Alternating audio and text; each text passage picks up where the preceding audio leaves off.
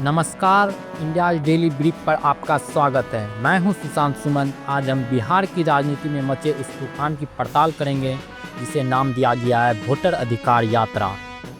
बड़े बड़े दावे, सुनहरे वादे और लोकतंत्र को बचाने की कस्में। राहुल गांधी और तेजस्वी यादव की अगुवाई में ये यात्रा बिहार की सड़कों पर दौड़ रही है।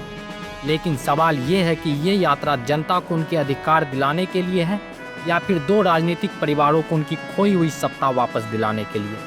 अगले कुछ मिनट हमारे साथ बने रहिए। हम करेंगे इस यात्रा के हर पहलू का पर्दाफाश और पूछेंगे वे कड़वे सवाल जो बिहार का हर स्वाभिमानी नागरिक पूछना चाहता है। तस्वीर को देखिए, ये किसी पॉलिटिकल इवेंट से कम नहीं। करोड़ों रुपए खर्च करके ये जो भव्य शो बिहार की सड़कों पर किया जा रहा है, क्या इसका बिहार की असलियत से कोई लेना देना है?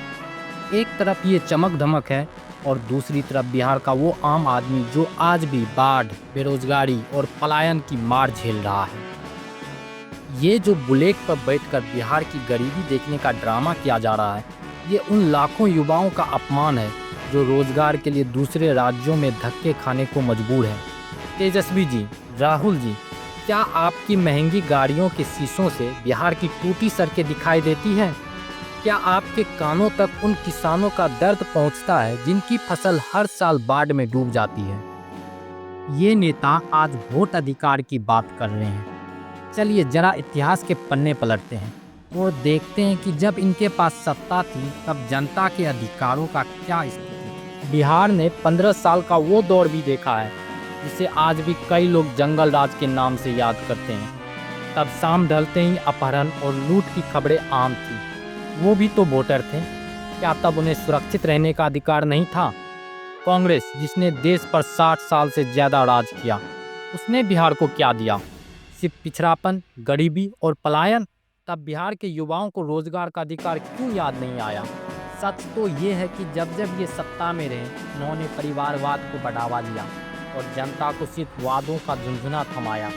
आज जब जनता ने इसे सत्ते से बाहर कर दिया तो इन्हें अचानक से वोटर के अधिकार याद आ गए। इस यात्रा में सिर्फ वादे नहीं हो रहे बल्कि मंचों से ऐसी ऐसी बातें भी कही जा रही है जो लोकतंत्र के लिए खतरनाक हैं।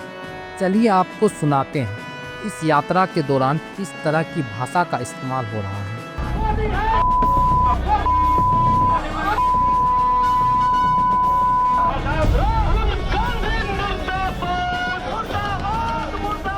देश की मां का अपमान किया है, इस देश के प्रधानमंत्री का अपमान किया है, उनको मिट्टी में मिला देगा एक एक बिहारी।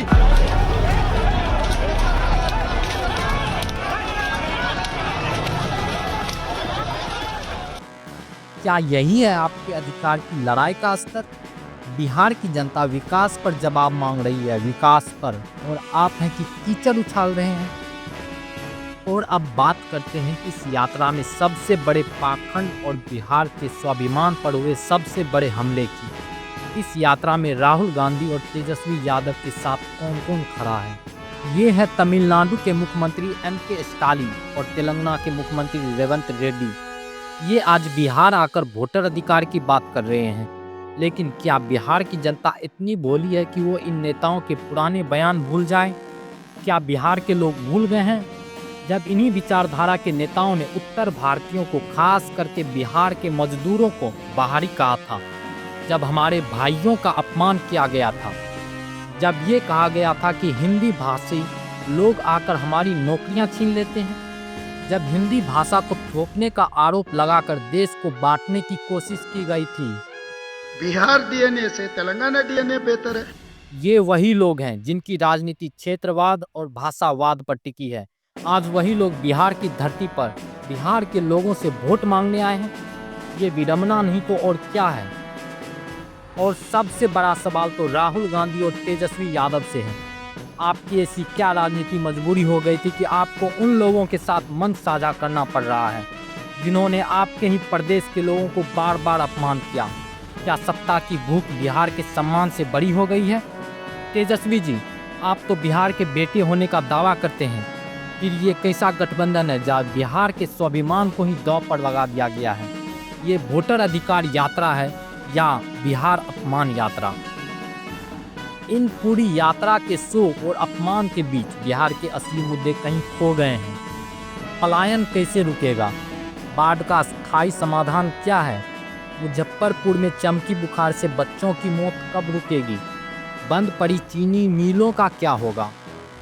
इन सवालों का जवाब किसी नेता के पास नहीं है, क्योंकि इनका मकसद इन समस्याओं को सुलझाना है ही नहीं। अब फैसला आपको करना है, बिहार की स्वाभिमानी जनता को करना है। क्या आप अपना अपमान भूलकर इन नेताओं पे भरोसा करेंगे, या आप इनसे बिहार के सम्मान का हिसाब मांगेंगे? क्योंकि वोट का अधिकार बाद में आता है, पहले आता है आत्मसम्मान का अधिकार। इस मुद्दे पर आपकी क्या राय है, हमें कमेंट सेक्शन में ज़रूर बताइए। इस वीडियो को हर बिहारी के साथ शेयर कीजिए ताकि सच्चाई सब तक पहुंचे। देखते रहिए इंडियाज़ डेली ब्रीफ। जय हिंद, जय बिहार।